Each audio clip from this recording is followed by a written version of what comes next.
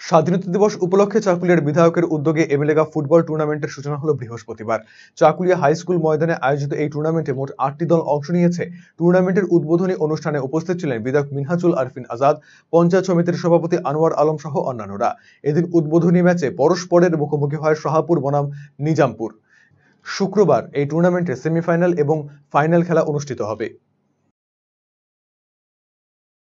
আজকে আমরা স্বাধীনতা দিবসে এটা Chakulia football tournament MLA cup 2024 এর শুরু করেছি।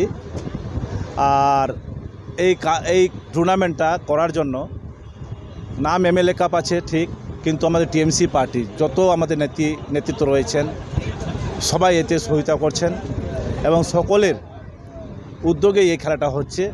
উদ্দেশ্য হলো একটাই, যে আজকালকার যুগের যে আমাদের যে প্রজন্ম যারা রয়েছে, যুবক যুবতী যারা, তারা মাঠে খেলাধুলা করে না। কারণ তার একটাই কারণ হলো যে মোবাইল, অ্যান্ড্রয়েড মোবাইল হাতে পড়ে গেছে। সেই অ্যান্ড্রয়েড মোবাইলের মাধ্যমে তারা বিভিন্ন ধরনের গেমস তারা মোবাইলে খেলে, মাঠে আসে না, খেলাধুলা করে না। তাতে হয় কি, আমাদের অনেক অসুখ বিসুখ হয়।